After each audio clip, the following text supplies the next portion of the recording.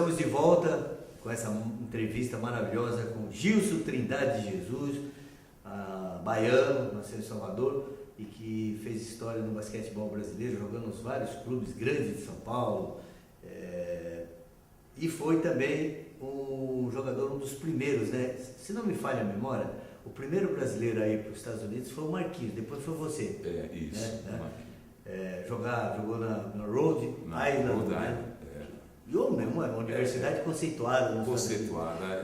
Mas você estava no Palmeiras quando foi para Rhode Island? Eu estava na Argentina. Você foi jogar no Boca Juniors. Porque foi um momento de crise nacional, né? Não sei dizer econômico que era, mas o basquetebol sofreu muito e os dirigentes tinham feito um contato argentino com o Brasil e queriam a minha ida para lá, porque na verdade eles me encontravam também sempre em campeonatos mundiais. Olha só, além do sul-americano eu joguei 2 mundiais com o time de Franca, né? E eu tinha meu lugar garantido na luta pelo destaque no campeonato, e a Argentina do Obra Sanitária focou a minha ida para lá. Então, legal. Ô Gilson, você teve uma experiência interessante, né? Que você é ainda muito novo, em 78, e a seleção brasileira era formada por ex-juvenis da seleção de 78, e de repente naquele jogo maravilhoso, se não me falha a memória, 8-6, 8-5 contra a Itália, aquela cesta milagrosa do Marcel, o Brasil ganhou a última medalha em Mundial. Sim. Como é que foi aquele momento? Olha, foi uma campanha fantástica. Ela começou a ser fantástica já no Sul-Americano. O técnico era o Ari Vidal, saudoso, o professor Ari Vidal, muito inteligente. Eu diria assim, ele é um dos grandes estrategistas. Ele deve ter aprendido aquilo com o outro mestre, que era o Canella. Né? Ele foi assistente do Canella, né? Foi, né? Então, quer dizer, você vê que eu acredito que se souber usar o material humano, a qualidade técnica do jogador brasileiro, você vai ter aí bons resultados, né? No caso, você vê, antes de qualquer coisa, e todos os problemas que nós tivemos no basquetebol, ficar fora de Jogos Olímpicos durante tantos jogos, né, tantos anos, você via jogadores como o Nenê e o Leandrinho estarem na NBA. Gente, vocês não sabem o que é estar na NBA. Depois você tem o Varejão, o Varejão, o Thiago Splitter. Você vê esses meninos, meu Deus, e rapaz, eu sei o que é isso, porque eu fui convidado para jogar a ABA, que era a American Basketball Association, que fazia parte... era a segunda divisão da segunda NBA. Divisão, mas era pau a pau entre as duas, né? Aí depois houve uma fusão, tanto é que o grande nome da ABA era o Julius Erving, o Dr. J, que jogava no Nets, né, de New Jersey. E é impressionante que depois fundiram, grandes acertos foram feitos, tem uma história muito bonita com relação a essa questão do marketing, né? E eu conheci de perto, porque eu fui chamado pelo Utah Stars, né? Que hoje é o Utah Jazz. E eu vi o primeiro, às vezes pensava, o primeiro jogador foi o Kobe Bryant, não, o primeiro jogador, outro nome, foi o Moses Malone, o primeiro jogador a sair do high school para o profissional direto, né? Eu conheci o Moses Malone, conheci toda a estrutura, mas eu tinha um projeto para mim que começava com High School, Brighton High School em Salt Lake City, depois tinha a Universidade, Utah University, e para 1 ano, 2 anos, e um contrato com a equipe da NBA, que passaria a ser da NBA, Utah Stars. Então, mas esse é uma magia, é mágico demais. E nós tivemos esses jogadores sem nenhum grande evento em que o Brasil pudesse lançá-los, serem levados e aprovados para jogar numa NBA. E depois você vê aí todos eles, esses meninos que estão lá, o Caboclo e outros que... Gente, é mágico isso. Então isso mostra que nós temos talentos, nós temos qualidade, agora precisa saber dar rumo, organizar taticamente. E o Ari Vidal sabia fazer isso. Então, voltando a falar dessa questão que você fez a pergunta, aquele momento ele começou bem cedo, ele começou já em Araraquara. Vou antes, ele começou quando os argentinos nos receberam no Sul-Americano em 73, 74, em Bahia Blanca. A seleção teve um desentendimento, era o Cláudio Mortário técnico, aí houve um problema, então assumiu o Arthur, lá de Pernambuco, do Sport de Recife, e tinha os meninos do Recife também, e o Oscar era um novato, né? E tinha o Marcel como uma grande estrela e eu surgindo, né? Essa seleção sofreu muito dentro da Argentina, porque o canto dos argentinos, o Daliô, Daliô, Daliô, na Argentina era cantado por toda aquela torcida, pela cidade toda e pelos jogadores, era unissono, né? E nós ali, né, os passarinhos presos na gaiola e os caras jogando basquetebol fantástico, e nós resistimos. Aí cresceu a nossa vontade de vencer. Aí Araraquara nós sacramentamos, ganhamos praticamente um campeonato com Marcel, Oscar, eu, tinha... Adilson, Não, aí era o juvenil. Juvenil. Era o juvenil. Aí tinha o João Marino, aí tinha o João Marinho também, aí tinha o Chicão, né? Aí tinha, né, os jovens da nova geração, e o destaque maior era justamente... Essa seleção sendo preparada já para 78 no Mundial. Para 78, eu percebi isso porque o Cláudio Mortari era o técnico, mas era acompanhado pelo Ari Vidal, entendeu? Então havia uma estratégia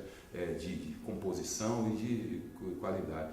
Rapaz, então nós conseguimos vencer e jogamos o Sul-Americano também, rapaz, que foi em Medellín, nós ganhamos o Sul-Americano bem, e aí estava uma nova geração pronta para servir o Brasil. E a gente sentia isso com muito orgulho, tanto o Marcel, eu e o Oscar.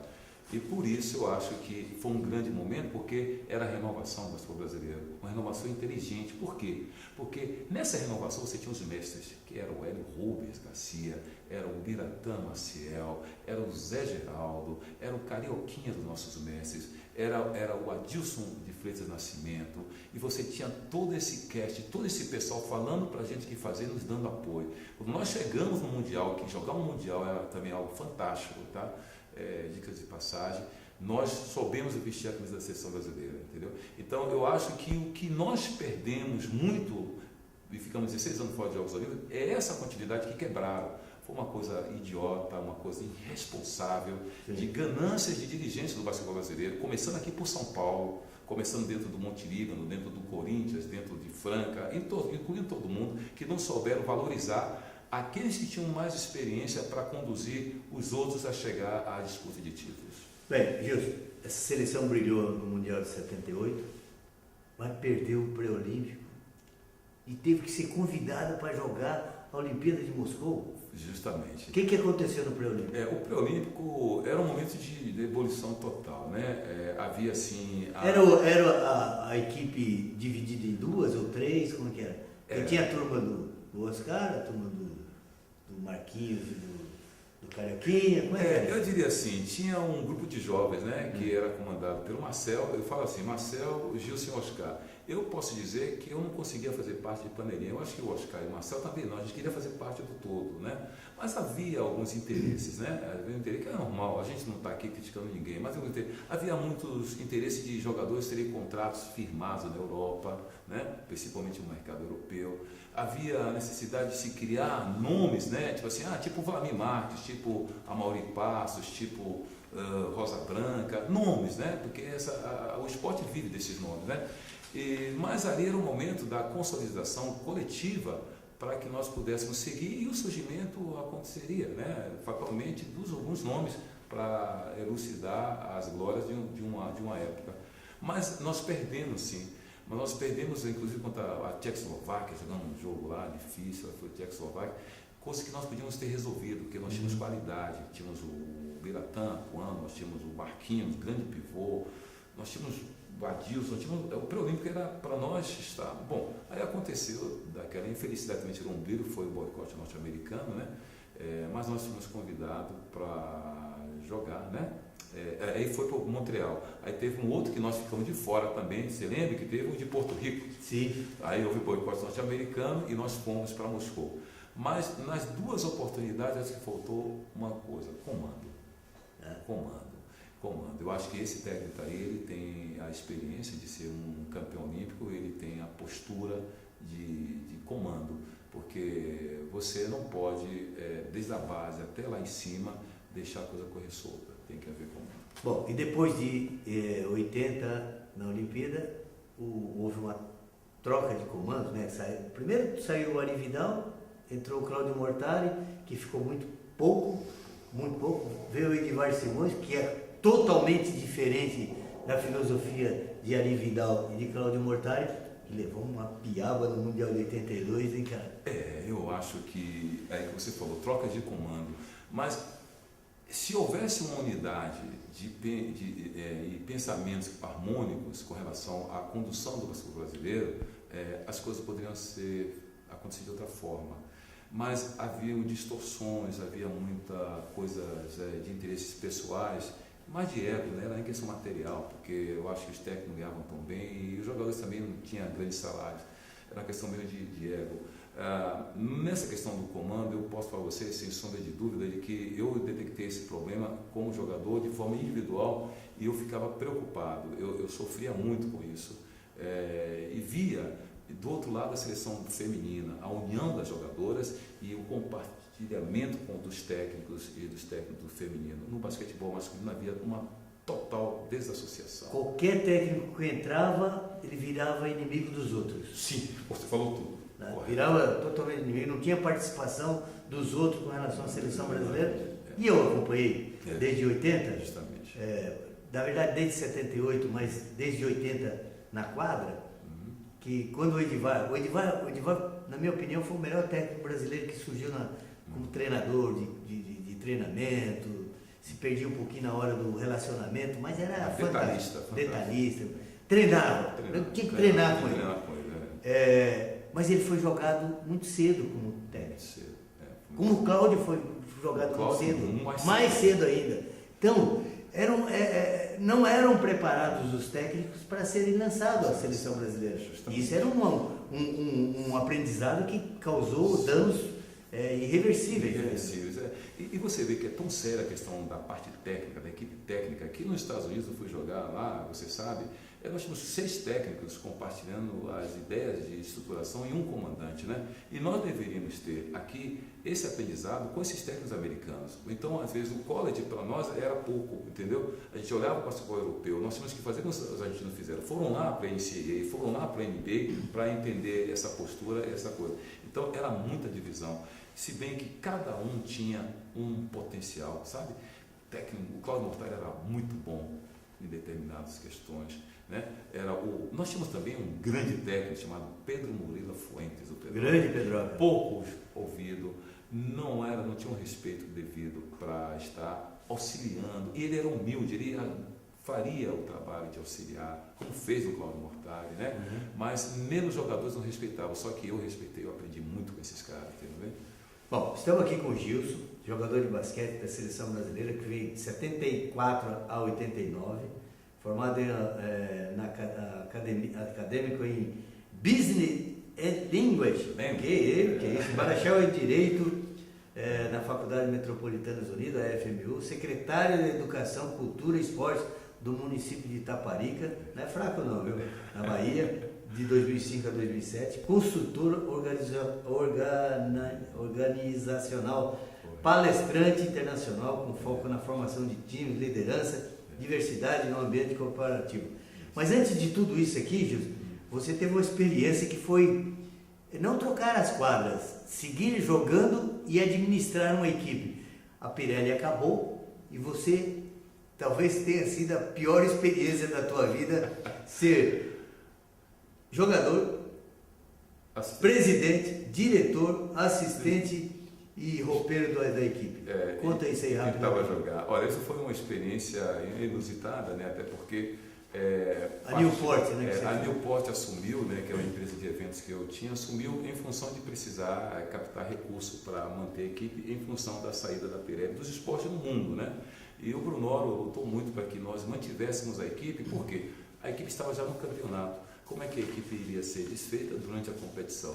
E recebemos o apoio não só do Brunoro, mas da presidência da Pirelli, que foi muito legal, cedeu todo o espaço, nós lutamos para manter também as categorias de base, então, desde a escolinha da Pirelli até o adulto, né, nós tínhamos basquetebol, nada foi interrompido, nós fomos para a luta, conseguimos o apoio de empresas que cederam a questão de sucatas, né, para a gente ter dinheiro, né, nós conseguimos o apoio da Prefeitura de Santo André, sim, na época era o saudoso Celso Daniel, né, com muita luta, buscou uma forma de nos direcionar uma vela para ajudar, para manter a equipe, porque a equipe também jogava os jogos regionais de jogo aberto, né? Então tinha uma estrutura já muito séria e que vinha há anos atendendo ao esporte olímpico brasileiro. Então tivemos também o apoio da Federação Paulista de Passagem, na pessoa do presidente na época, que era o seu Paulo Scheide, com muito carinho, muita seriedade, ele conduziu a essa transição.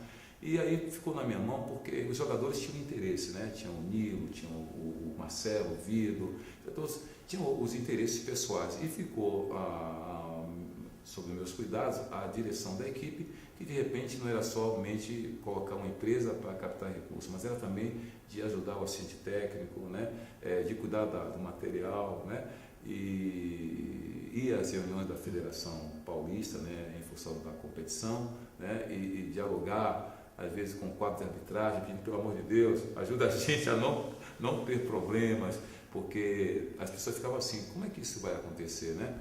E deu certo, nós conseguimos um apoio de empresários, trouxemos 2 jogadores norte-americanos e fizemos uma continuidade fantástica, fomos campeões dos jogos do torneio início, né? Daquele ano, nós participamos aos playoffs do campeonato, o público de Santo André abraçou muito bem, a garotada até hoje foi criada inclusive uma associação de jogadores de basquetebol de Santo André. Que mantém, né, ainda as categorias menores. Surgiram vários meninos e meninas dessas categorias. Nós tivemos também meio que uma parceria de sustentação, até de nível psicológico e de postura, para o feminino também, que tinha uma necessidade de patrocinador. Tivemos junto com a técnica, na época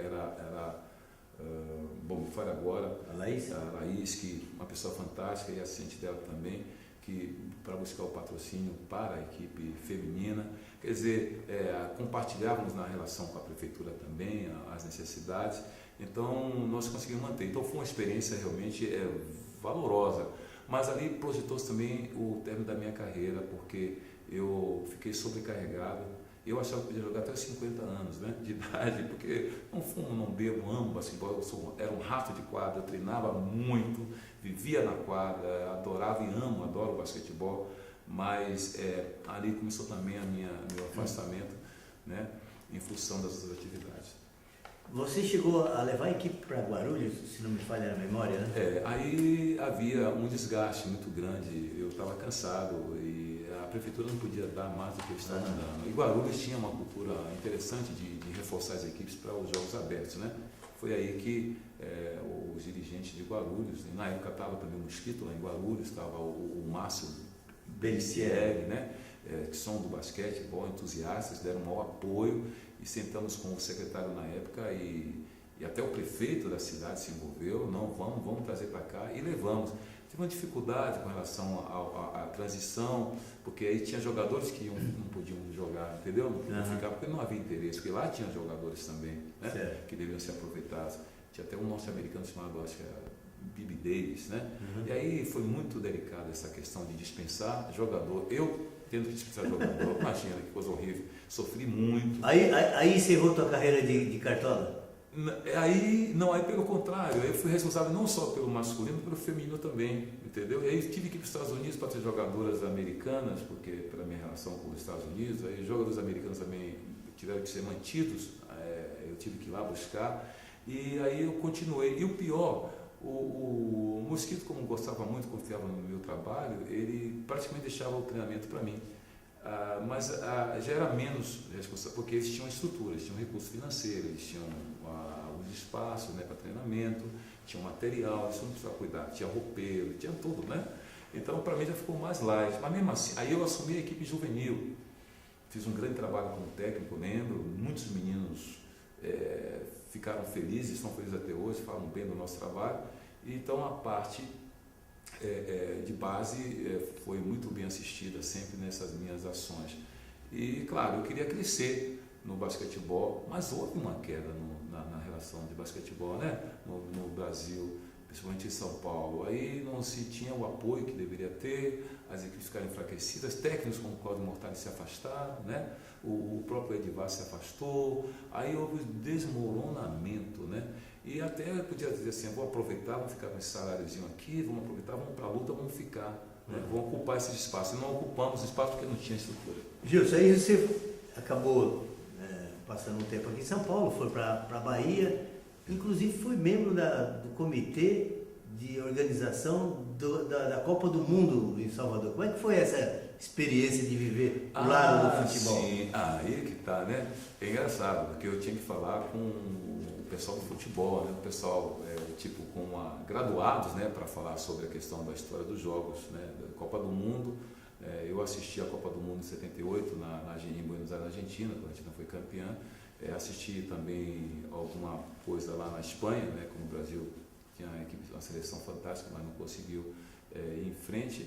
Então, e aí eu tinha uma relação muito boa com o pessoal do São Paulo, quando iniciei, com o Corinthians. E também ouvia muito o Brunoro, que tinha Parmalat, né? E quando me convidaram, eu tinha só uma grande virtude, que era falar mais do que um idioma.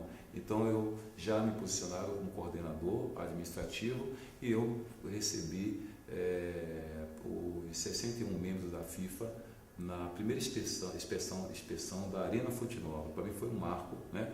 E como eu era o único que falava inglês e espanhol, aí eu deitei e rolei, e aí o pessoal me segurou mesmo e eu tratei de me aprofundar no trabalho com relação ao futebol. E depois criamos uma outra organização, que era passei a ser o coordenador executivo dos legados sociais da Copa do Mundo, né? E fizemos um trabalho que eu acho que teve uma boa repercussão, mas eu sempre falava que nós tínhamos que ganhar com a Copa, mas ganhar a Copa. Bom, estamos recebendo a visita de Gilson Trindade de Jesus. A gente vai um rápido intervalo, daqui a pouco a gente volta para falar um pouco do Projeto Gibi na cidade de Salvador, na Bahia. Voltamos já.